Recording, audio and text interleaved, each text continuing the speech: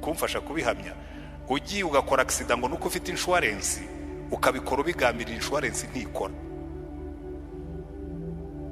Ugiye ukagonga umuntu ukavuga ngo narabivuze uriya muntu nzamugonga, ukabivuga rimwe wenda ukazana mugonga wagize ibyago bakavuga atari ko yari yarabivuze. Hari abantu babyemeza ko yari yaragambiriye kumugonga, icyo gihe insurance yawe iba annulée ntikora. Umuntu ukora ibyaha bigambiriye, amaraso ya Yesu aramutwikira, kuko Imana yacu ni Imana y'imbabazi. Ariko iyo bigize akamenyero umera nka Samusoni, umwuka w'Imana kuvaho, kubona kwera kw'Imana. Icyo nicyo cyambere umusamariyakazi cyamuhinduye. Icya kabiri cyahinduye umusamariyakazi wenda abantu badahita babona ni imbaraga z'Imana. Umugore yarahagaze aravuga ati kabisa jewe ndahagaze, uno muntu ashobora kureba mu mutima wanjye akamenya n'ibirimo hasi, akamenya amateka yanjye ntayamubwiye, akamenya yuko nagize abagabo 5 legal cyangwa lego, kuko ni ba mari lego, none nkaba mfite uwundi natwaye, arandondora. Icya gatatu ariko burya ari nacyo kidukurura twese, gukomeza akamuvugisha kandi amuzi. Jewe nane niwe gusengera indaya ndi imbere yo kwa Rando ngo abantu batabona ko mpagararanye na Yesu. We yarakomeje arayiganiriza, n'abigishwa be baje baravuga ati yamaye Rabbi wacu arimo aravugana n'umugore uvoma ku manywa, buriya se ntabwo azi bene aba bagore bari bo, arabihorera. Baraza aho mugezi iruhande ngo ntiwatinyuka kumubaza icyo yavuganaga na bene uwo mugore. Ariko arangije aravuga ati ndabizi ibyo murimo gutekereza mu mutima, igihe kirageze ngo bisarurwe. Ntimuvuga ngo igihe ngo ubu ngubu mugiye kubona dusarura uyu mudugudu w'isukara, ndasiga nsaruye umusozi wose kubera umugore umwe. Kubera iki? Urukundo rwa Yesu. Ibintu bitatu iyo ubibonye bigahura, iyo ubonye kwera kw'Imana ukabona icyubahiro cy'Imana no gukomera kwayo, hakiyongeraho n'urukundo igukunda, ubuzima bwawe burahinduka. Burya iyo udahinduwe na kimwe muri ibyo ngibyo uhindurwa n'ikindi. Ibyo bitatu nibyo biduhindura. Uyu munsi wanyorohereje barambwira ngo nukuramya Imana mu kuri no mu mwuka. Turasoma mu butumwa bwiza bwa Yohana ibice 4 umurongo wa 23 no wa 24. Ariko reka mpere hejuru ho gatoya, nubwo iyi nkuru ndibuze kuyisubiramo kugira ngo muyumve neza. Duhere kuri 21. Yesu aramusubiza ati mugore nyizera, igihe kizaza ubwo bazaba batagisengera data kuri uyu musozi cyangwa i Yerusalemu. Dore mwebweho musenga icyo mutazi, ariko twebwe dusenga ibyo tuzi, kuko agakiza kava mu Bayuda. Ariko igihe kiraje ndetse kirasohoye ubwo abasenga by'ukuri, muca umurongo ku abasenga by'ukuri, basengera data mu mwuka no mu kuri, kuko data ashaka yuko bene abo ari bo bamusenga. Imana n'umwuka, n'abayisenga bakwiriye kuyisengera mu mwuka no mu kuri. Haleluya. N'aya magambo tugiye kwigaho kuri uyu mugoroba, ikintu cyitwa kuramya Imana mu kuri no mu mwuka. Ubundi iyi nkuru y'umusamariyakazi ni inkuru yadufasha kumva ibintu byinshi iyo tuyisesenguye tukinjiramo imbere, tugacengeramo imbere, tukajyamo mu mutima wayo, tukayumva neza. Uyu mugore w'umusamariyakazi yari umunyabyaha, ariko kugeza uno munsi nta muntu uratubwira ikintu cyari cyaramugize uwo yari we, kuko Bibiliya iratubwira ngo Yesu yaragiye yicara ku iriba, hanyuma ahicaye umugore araza arahamusanga. Ahamusanze aramureba aramubwira ati madame wampa amazi yo kunywa. Ikiganiro uburyo Yesu yagitangiye mu buryo busanzwe, mu buryo bworoshye, kuko yari yicaye ku iriba kandi afite inyota. Aramubwira ati wampa amazi yo kunywa. Umugore aramureba aramubwira ati ariko ushobora kuba wiyibagiwe uwo ndiwe, jewe ndi umusamariyakazi wowe uri umuyuda, unsaba amazi ute? Watinyuka ute kunsaba amazi kuko mwebwe muri Abayuda munena Abasamariya? Murabizi Abasamariya bari baravuye mu bwoko bwa Isirayeli bw'amajyaruguru, imiryango 10 abashuri bayivanze n'abanyamahanga, havamo ubwoko bw'ikivange, abayuda bo mu majyepfo bakabita abasamariya. Ariko ubundi babitaga abasamariya kuko kapitali yabo yari Samariya, igihugu cyose cy'amajyaruguru bahinduka abasamariya. Uyu mugore rero yavaga muri iryo tsinda abayisirayeli bari batacyemera, bagasengera i Gerizimu, wari umusozi muremure, hanyuma abandi bagasengera i Yerusalemu, hanyuma ntibasangire, ntibagire icyo bafatanya. Ariko Yesu aramubwira ati, ubundi ushatse wampa amazi tukisabanira, ukampa amazi yo kunywa. Umugore aramubwira ati, wowe umuyuda usaba utumusamariyakazi amazi yo kunywa? Yesu aramubwira ati, iyo ubuze ugusabye amazi, ni wewe wari kumbwira nkaguha amazi, kuko amazi jyewe ntanga, uyanyoye ntiyongera kugira inyota ukundi. Haleluya. Noneho umugore arabireba aravuga ati, kabisa uyu mugabo niba ashobora kumpa amazi, sinzongere kugira inyota, sinzongere kugaruka kuvoma saa sita y'amanywa, mpayo mazi. Yesu aramubwira ati, niba ushaka aya mazi, genda uzanire umugabo wawe. Aramubwira ati, nta mugabo mfite, reka dukomeze twiganirire. Yesu aramubwira ati, wagize 5, none n'uwo ufite uyu munsi si uwawe. Mu yandi magambo, yagize abagabo 5 bemewe, ageze aho ibyo guhora ava mu nzu ajya mu yindi, ava mu nzu ajya mu yindi, officially legally byemewe n'amategeko. Aravuga ati, sawa, iby'abagabo ndabirambiwe, mbivuyemo, ngiye kwipangira, nzajya ntwara aba bandi, ntagombye kurongorwa. Mu yandi magabo, abaye indaya y'umwuga. Uriya nicyo bivuga. Ntabwo nzi ikintu cyari cyarabaye kuri uyu mugore, niba ari ibintu byari byaramukomotseho kubera imico ye, niba ari ibintu byari byaramubayeho kubera wenda umubiri we, sinzi, wenda ashobora kuba atarabyaraga, cyangwa se icyo nzi ni kimwe, uyu mugore yari afite amateka atari meza. Uyu mugore yari wa mugore utakwifuza ko bagusanga uhagararanye nawe murimo kuganira, kandi rimwe na rimwe mwibwira ko biba byoroshye. Buriya nkatwe twakoze mu murimo w'ivugabutumwa, burya hari kategori y'abantu bitoroha kuvugana nabo. Kubera iki? Iyo bagusanze uganira n'umusinzi nta kibazo, baravuga ati, pastor arihangana, ushobora kuvugisha n'abasinzi. Iyo bagusanze uganira n'indaya, bashobora kugukekaho yuko nawe ushobora kuba ufite utuntu tw'udutandansi, ushobora kubutereta. Utarisanga muri iyo situation nk'iyo Yesu yari arimo hano, ntabwo ashobora kubyumva. Ariko nyagunda gutanga urwo rugero kuko rwanyigishije isomo rikomeye cyane. Burya Yesu ntabwo ameze nkatwe. Kera hari nko muri 90, oya nk'ibihumbi 2002 ngira ngo, cyangwa hafi nkaho. Byari byose nari nkikora muri AEE, nari ntaraza mu gipastori. Mvuye mu mujyi ari nimugoroba, nyuze hari hakibakabari kitwa Kadirake, hasanze indaya ihagaze ku muhanda. Narabibonaga ko ari muri babandi batega. Burya uko indaya zihagarara siko abakobwa basanzwe bahagarara. Hari umuntu uhagarara ukabona yuko ateze, ariko anteze ndahagarara. Hari nka 3:30 z'ijoro, nari nje mu masengesho epfo ya Kabeza, twagiraga amasengesho kwa 5 nimugoroba. Ndahagarara, umukobwa mushyira mu modoka. Ndabona se iyo mwana w'umukobwa 4 z'ijoro uhagaze hano ku muhanda, ubu ntabwo biba biguteye. Wantwari ikise, usa n'uri umuntu nkanjye. Ndabona ndi umuntu nkawe, ariko nge ndi umugabo, wowe uri umwana w'umukobwa. Mbese ntangira kwigira very serious. Erega nyamara burya abantu n'abantu nta kintu.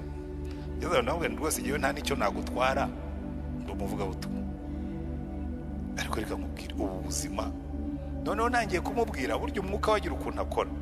Umwana atangira kurira, ambwira amateka ye, yendaga gusa nayo y'umusamariya.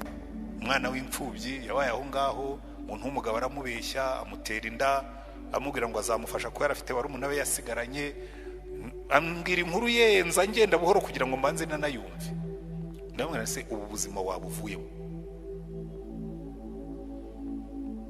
Ntangira kumubwira ibya Yesu, ntangira kumwereka yuko ashobora kubona amateka mashya. Tuba tugeze kwa Rando, ndabona rero reka musengere, ariko ubuzima wature ubuvemo. Bavuga butumwa burya twebwe ibonye umuntu umunyabyaha ubonye ikiraka. Hanyuma ntangiye kumusengera mbona abantu barasohoka mu gisementi. Naparitse ku muhanda, ku ruhande iri ya rompo yari taraza. Murabizi kare ka roundabout ko kwa Rando kaje jundi. Kari kataraza nyine naparitse ku ruhande ku gisementi. Burya nda seriousness ya polisi yari tariyongera kuko n'imodoka zari zitaraba nyinshi cyane nk'ubu ngubu. Ntangiye gusenga mu abantu basohotse mu gisementi, nta nubwo isengesho narirangije, nigiye ubyivugiye. Ndamubwira nimaze Uwiteka kugirire neza, wibuke ibyo nakubwiraga, Yesu azakugirira neza. Mba ndakije ndihuta ngo abantu batabona ko ari preacher. Barimo kuvugana n'indaya ku muhanda saa 4 y'ijoro. Yesu we ku manywa y'ihangu arahagarara. Umugore uzwi utwara abagabo b'abandi, uzwi mu mujyi, yicara ku iriba baraganira. Aravuga ati madame, genda uzane umugabo wawe ibisigaye dukore diri. Aramubwira ati nta mugabo mfite. Aramubwira ati uvuze ukuri, nta mugabo ufite, n'uwo ufite si uwawe kuko wagize 5. None uwo ufite si uwawe. Umugore aramubwira ati nakubonye uri umuhanuzi, ariko ntungagisha ibyo ngibyo, iby'idini ntidukorana. Mwe musengera i Yerusalemu, twe dusengera i Gerizimu. Nturebe yuko mbayeho muri ubu buzima nanjye mfite idini yanjye di. Bo yafite abuzukuru benshi. Abuzukuru w'uyu Musamariyakazi ni benshi, na hano barimo bafite idini ariko basambana. Rero mugiye kunyirariraho uwami icyuma gipima nk'icyo Yesu yari afite, ngo nyishyire hariya ku muryango gisakuze, musohoka kivuga, usohoka kivuga, usohoka kivuga, usohoka kivuga, kuko uyu mujyi utuwemo n'abuzukuru buriya mugore kandi bafite amadini, basengera i Gerizimu. Abe Gerizimu mutahe na bene wanyu, nyogokuru wanyu arabatashya.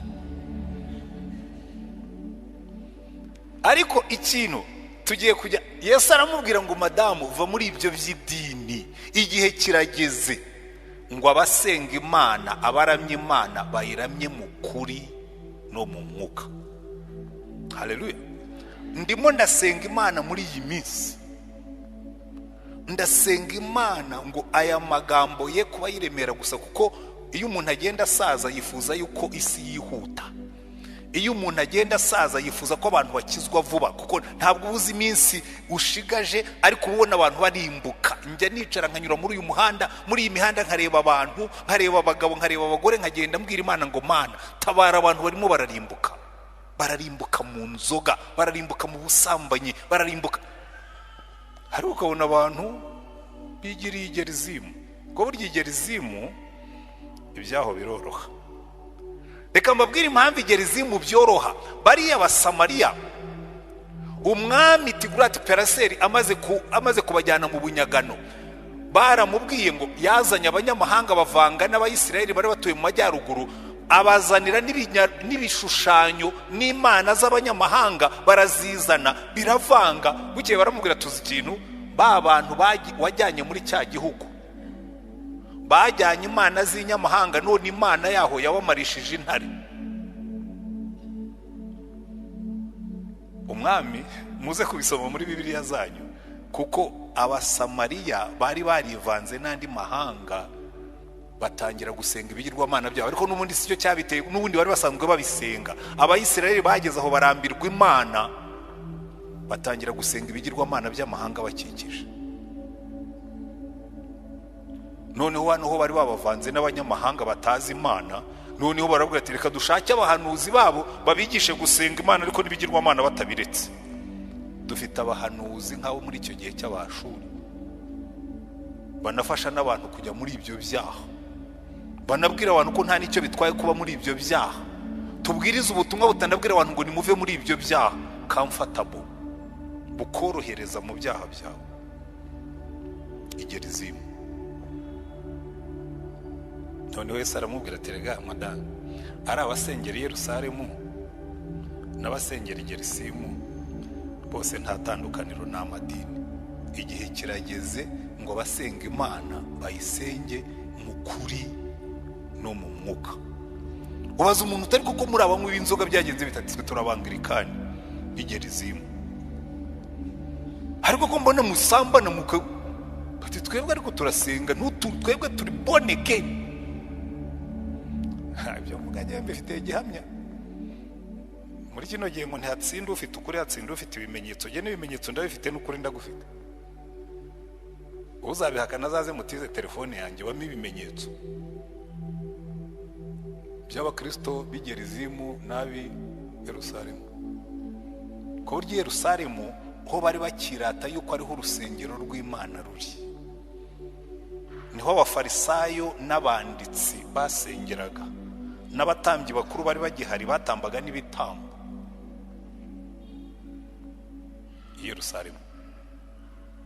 Muri ino minsi dufite abakristo rwose bakubwira ati jye nsengera mu itorero ry'umwuka, hanyuma si byo urimo. Jye nsengera muri born again, hanyuma si byo urimo. Jyewe ndi umwangirikani w'igerizimu.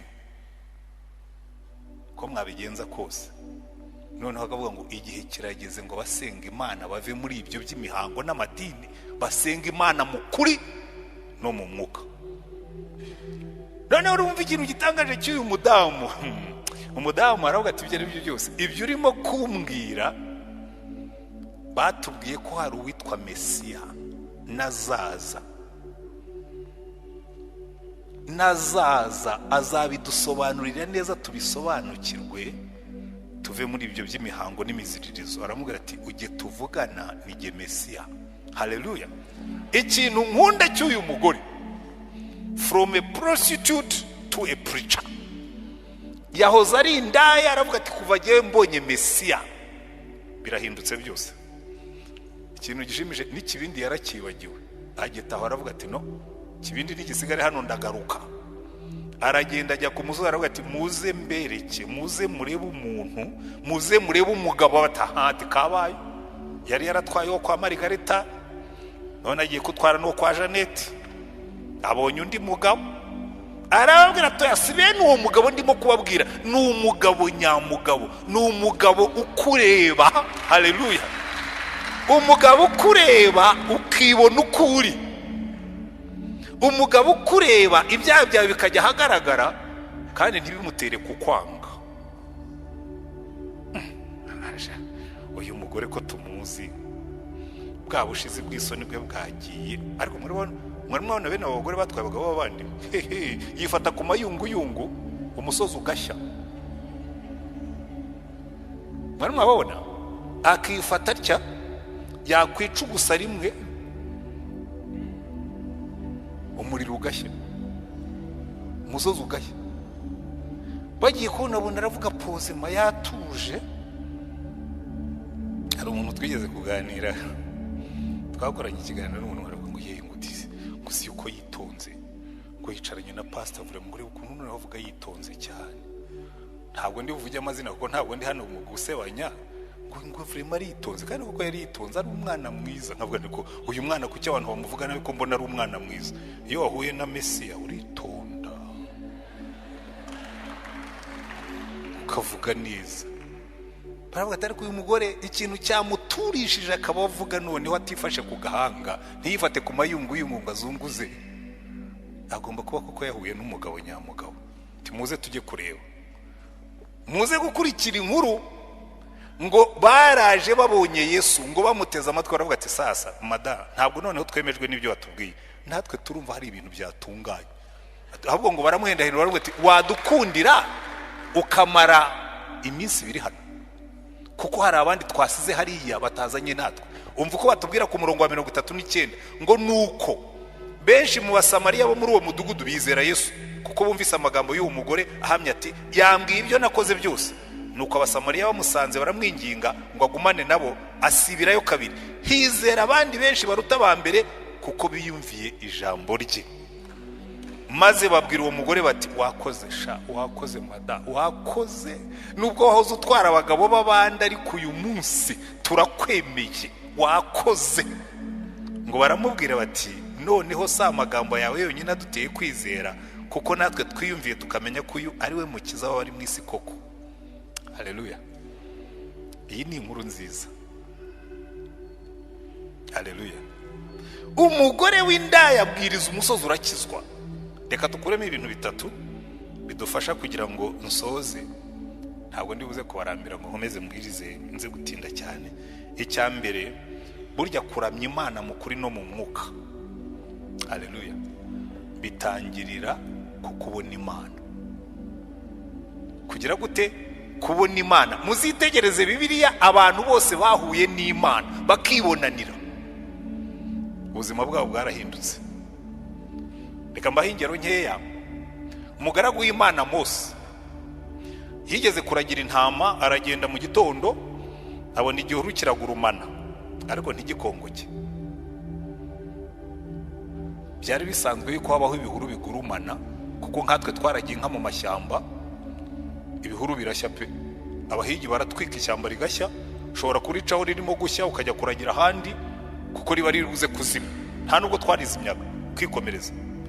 Ariko nimugoroba agarutse asanga cya gihuru kiracyagurumana, ibindi bihuru bigikikije ntibyafashwe kandi nacyo ntikirimo gukongoka, nta n'umwotsi ucumba. Abatikame mu iki gihuru, this is special. Ariko ndahamye ko atakirebye nijoro. Bukeye mu gitondo yongeye kwahura intama asanga cya gihuru kiracyagurumana.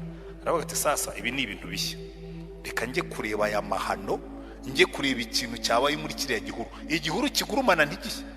Araza aracyegera, ageze hafi yacyo kiti Mose, Mose, igihuru kiguhamagara mu izina. Ndakurahiye nawe ugiye ahantu igihuru kikaguhamagara kikakuvuga mu izina, wahita ubira icyuya.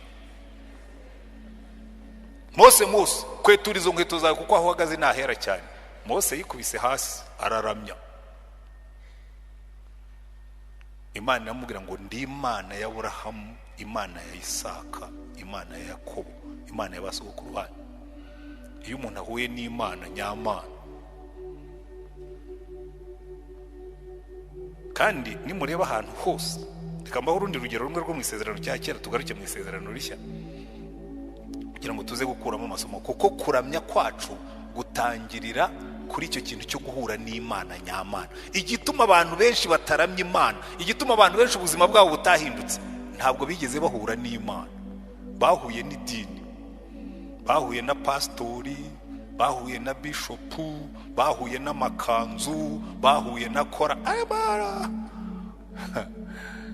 Twebwe buriya turagoye.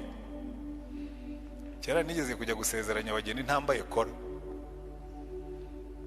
Nsanga umuyobozi umwe umwepiskopi umubishopu arambwira ati pastor ugiye he? Nje gusezeranya ubu bukwe. Atutambaye ubuse nambaye ubusa. Mpoze mu ijosi nsanga kariya kantu ka white nta karimo. Atutambaye korogo ntiwambaye. Ariko ndarenzaho ikanzu. Ati niyo warenzaho abiri subira mu rugo ujye kuzana kora. Navuye mu Biryogo subira Iremera hirya hari kuzana kora. Iminota 20 yo kugenda na 20 yo gusubirayo, ubukwe bwakerereho isaha.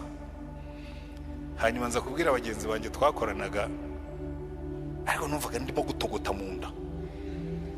Togota umeze nk'inkono bashyize ku ziko ngatogota. Ubikingira pastori ni kariya ka plastic. Ku pastori je ndi pastori mu izina rya Yesu. Ndi pastori mu mwuka. Ndi pastori hanyuma bagenzi banjye rero barandangije. Baravuga ati wowe icyo wazize uri kiga guhuma. Wari kujya muri biro ugakata agapapuro ugashyiramo wa muswa.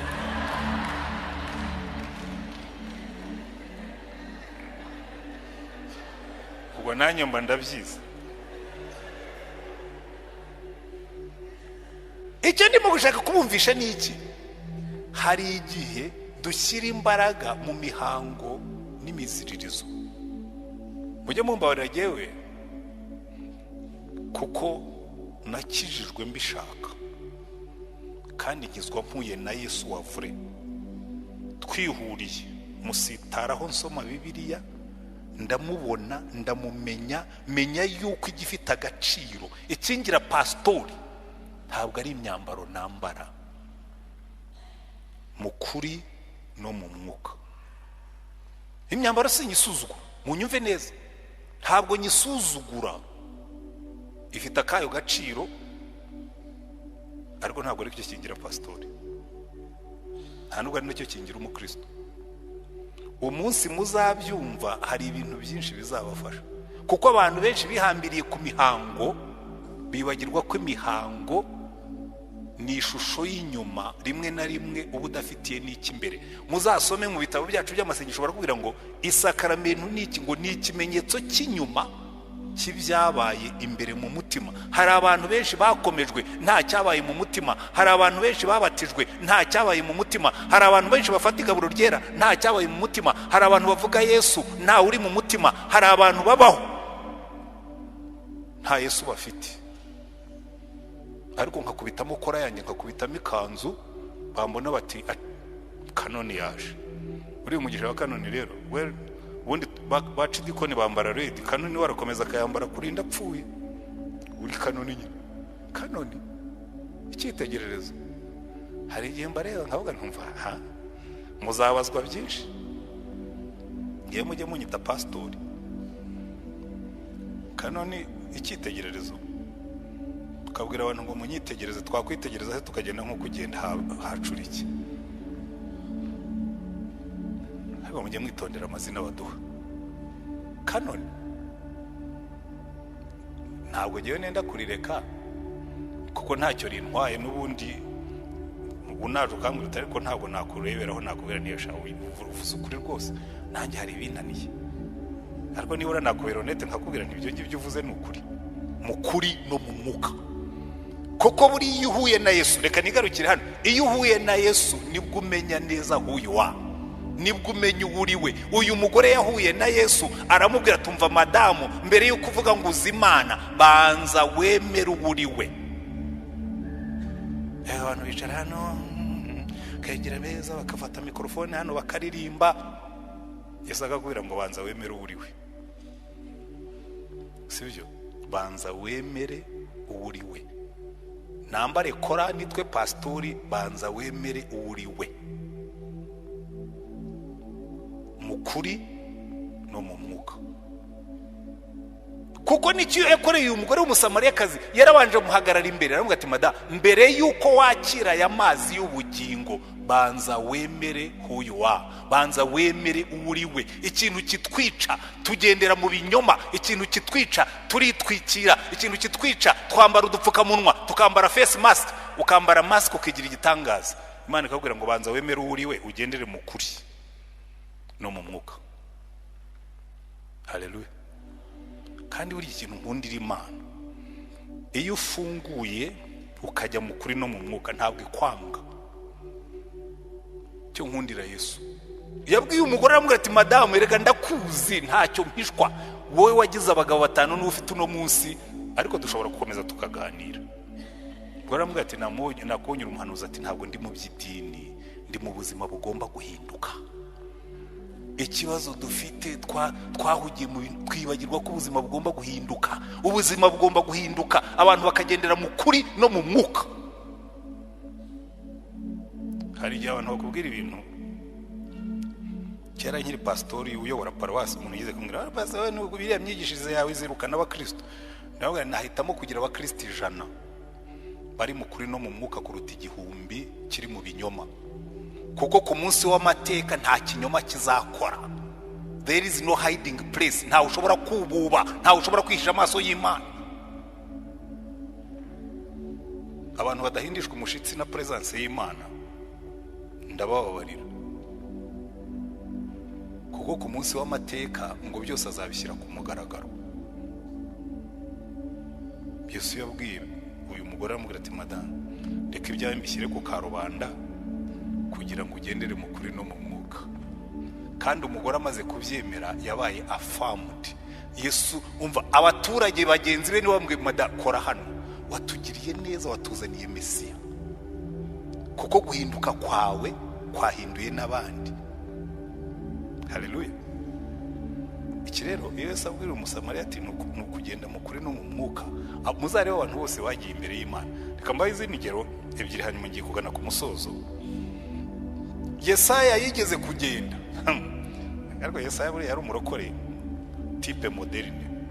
Muzasoma igitabo cya Yesaya kuva ku gice cya mbere kugeza ku gice cya 5 Bibiliya yisomaga yifashe gutya: bazabona ishyano abazindurwa no kuvumba ibisindisha, bazabona ishyano abafata ikibi bakakita cyiza, bazabona ishyano abigwizaho amasambu abandi bakaburaho batura, inshuro 8 zose avuga bazabona ishyano. Yeje ku gice cya 6 Imana iravuga ngo ariko uriya muhanuzi akeneye guhura nanjye. Noneho ngo mu mwaka umwami Uziya yapfuyemo ngo nabonye umwami Imana ngo icyubahiro cye cyari cyuzuye urusengero. Hari yenyasenga Imana ngo baneko Mana wa mwotsi wigeze gucumba. Haleluya. Hari umwotsi wigeze gucumba batashye ihema ry'ibonaniro ngo n'abatambyi bagiye kwinjiramo bumva icyubahiro cy'Uwiteka kirahari kiremereye. Buri icyo bita the glory of the Lord, icyo bita Shekina. Ubundi bishyize mu magambo y'ibyavuga ngo nukuremera kw'Imana. Imana ikajya ahantu kumvira remereye. Wari wicara ahantu kumva kuremera kw'Imana guhari, kumva Imana iraremereye, kumva icyubahiro cy'Uwiteka kirahari. Imana avuga ngo ngiye kwereka Yesaya icyubahiro cy'Uwiteka uko kimera. Ngo abona icyubahiro cy'Uwiteka cyuzuye urusengero.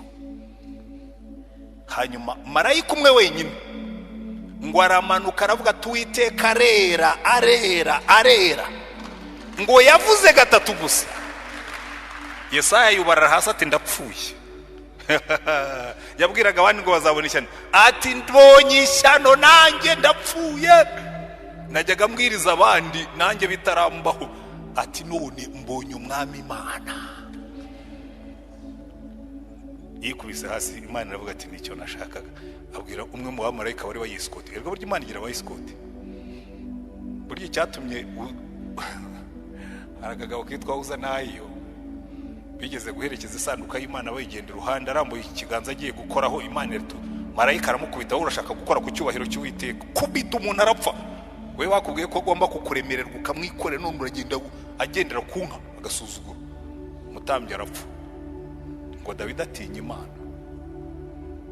Yego y'icyubahiro cy'Uwiteka cyamanutse hari ibintu bikoreka abantu bagira ubwoba. Ikibazo dufite cy'abakristo buno munsi ntabwo babakigira. Ariko ikigirwa Mana musenga cyaranyobeye. Dorahana arabibabwiye ndinda ngenda. Bweze Imana murayibwira igahumiriza iyo mugiye gusambana. Murayibwira igahumbya amaso iyo mugiye kubesherana. Murayibwira ikareba hirya iyo mugiye kurwana. Murayibwira ikajyahe ko yuzuye isi. Uzi ikibazo gituma abantu bakora ibyaha ntibigeze bamenya Imana. Imana kenshi bazaboneka bavuga ati mwabantu mwe umwana yubaha se umugaraga kubaha shebuja. None niba ndi so icyubahiro cyanjye kiri hehe? Icyubahiro cy'Uwiteka. Yesaya ikubita hasi aravuga ati mbonye ishyano. Imana iravuga ati icyo nashakaga ntabwo uri bupfe. Abwira marayika muri bayesikotinze ati genda ufate ikara umukoze ku munwa. Ngo marayika aragenda ajya ku gicaniro akura yikara araza ati iki kigukoze ku munwa ubwo ibyaha byawe byose urabibabariwe. Haleluya.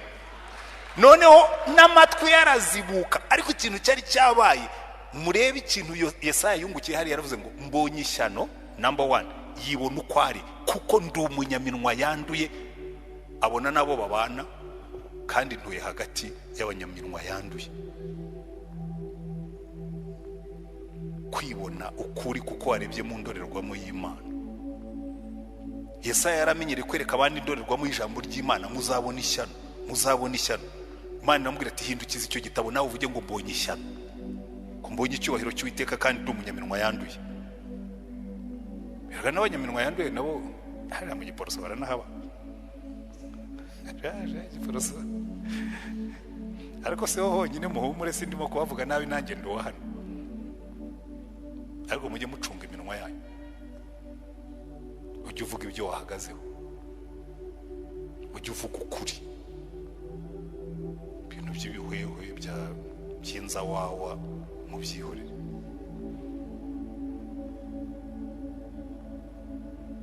Yesaya ikintu cyavuyemo ngo yarahagurutse yumva noneho n'amatwi yarazibutse yumva Imana ivuga ngo ndatuma nde ati ndi hano ntuma umusamariyakazi yaragiye na Yesaya yaragiye abantu bose bahuye n'Imana baragenda haleluya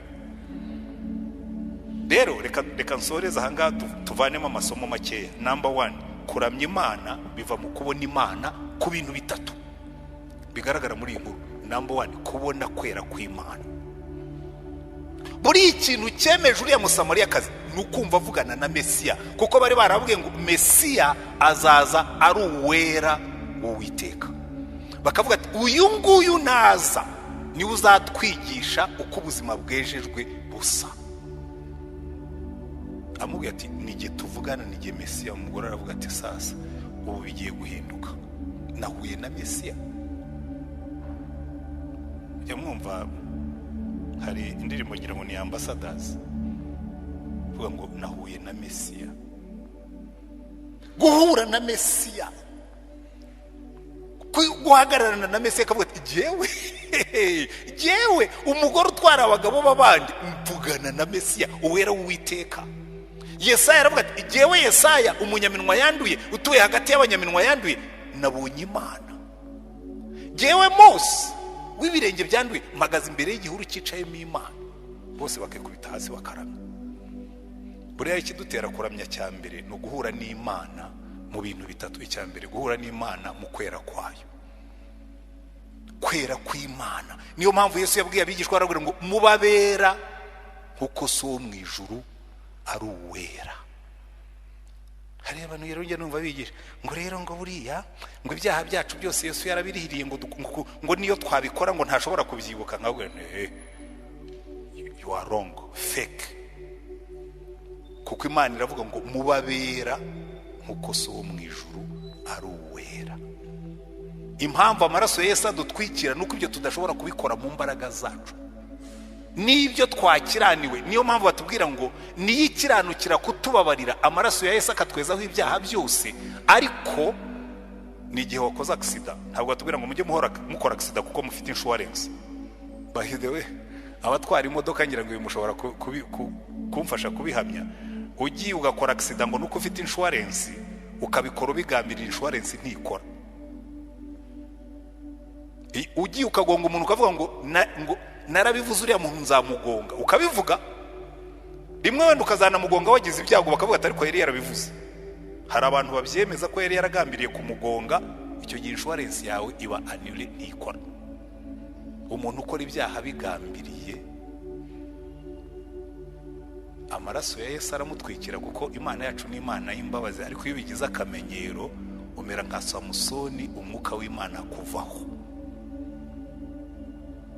kubona kwera kw'Imana icyo nicyo cya mbere umusamariyakazi cyamuhinduye icya kabiri cyahinduye umusamariyakazi wenda abantu badahita babona ni imbaraga z'Imana umugore yarahagaze aravuga ati kabisa jewe ndahagaze uno muntu ashobora kureba mu mutima wanjye akamenya n'ibirimo hasi akamenya amateka yanjye ntayamubwiye akamenya yuko nagize abagabo 5 legal cyangwa lego kuko ni bamari lego none nkaba afite uwundi natwaye arandondora icya gatatu ariko burya ari nacyo kidukurura twese gukomeza akamuvugisha kandi amuzi jewe nane niwe gusengera indaya ndi imbere yo kwa Rando ngo abantu batabona ko mpagararanye na Yesu yarakomeje arayiganiriza nabigishwa be baje baravuga ati yamaye Rabbi wacu arimo aravugana n'umugore uvoma ku manywa buriya se ntabwo azi bene abo bagore bari bo arabihorera baraza aho mugezi iruhande ngo ntiwatinyuka kumubaza icyo yavuganaga na bene uwo mugore ariko arangije arababwira ati ndabizi ibyo murimo gutekereza mu mutima, igihe kirageze ngo bisarurwe.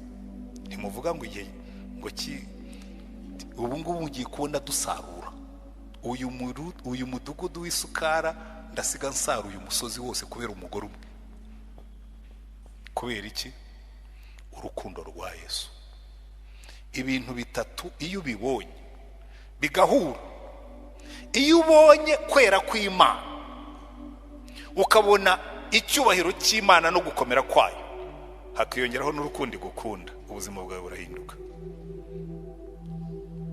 Burya iyo udahinduwe na kimwe muri ibyo ngibyo uhindurwa n'ikindi. Ibyo bitatu nibyo biduhindura.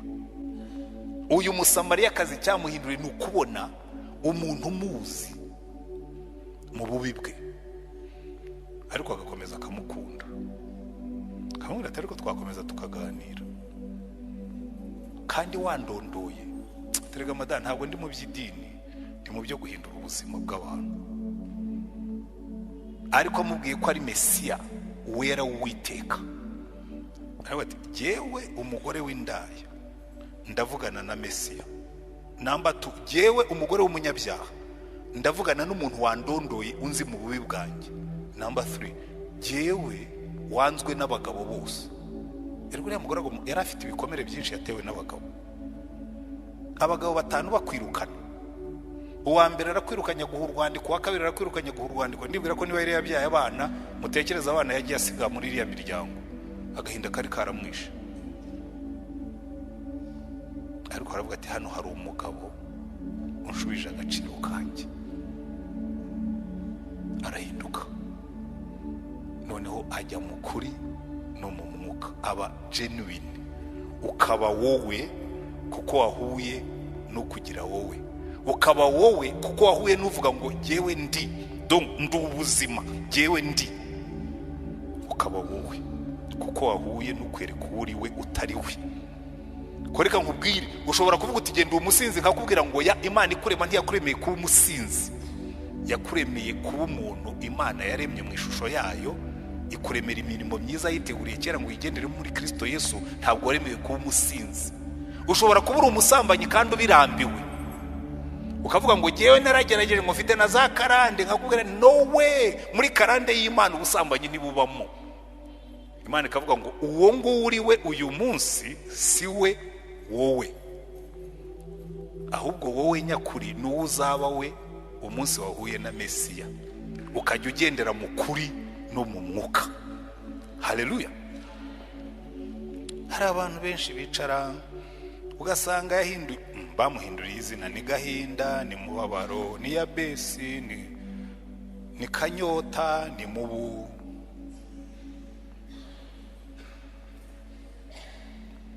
n'andi mazina menshi. Ariko Imana ikakubwira ngo uwo nguwo uri we uyu munsi si we wowe. Wowe nzi. Burya icyo nkundira Yesu areba umuntu akavuga ngo uyu mureba ku musozi wabo bamwita Kabwera, ariko genda mureba nkabona azaba nyirakuruza wabavuga butumwa. Haleluya. Akagufata akagushyira mu kuri no mu mwuka, ugahinduka icyo wagombaga kuba cyo. Agafata Yabesi bakayongera ati Yabesi agahinda ntikica kagira mubi, uzasaza uri mu bitu, bakwise Yabesi. Imana ikavuga ngo ya numenye Imana ya Isirayeli, Imana ya Yakobo. Ubundi yitwaga Imana ya Yakobo, ariko Imana ngo amenye Imana ya Isirayeli, arayitakambira, imuhindurira amateka, arangiza ubuzima bwe arusha bene se icyubahiro. Kubera iki? Yahinduriwe amateka. Iyo rero utangiye kuramya Imana mu kuri no mu mwuka, uhindurirwa amateka. Haleluya. Kuko urabanza ukabona Imana yera ikakubwira ngo ngwino use nanjye, ariko ukabona Imana y'imbaraga n'ubutware iguhindurira byose. Ariko ikirutaho ugiye nkunda cyane, ukabona Imana iguhobera ikagukunda. Wanciye iki Yesu,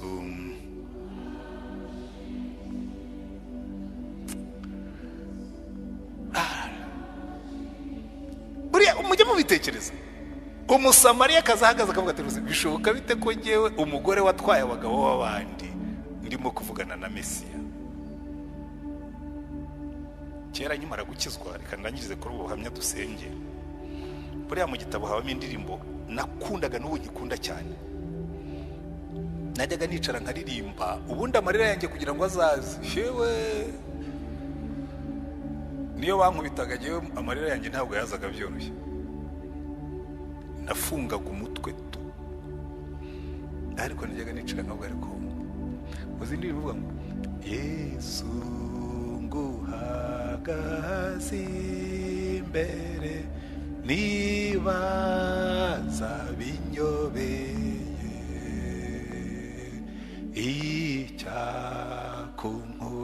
icyakunkurishe uryo nduwatsinzwe mpindanye biranyobeye biranyobeye birantangaje nzajya mbitangarira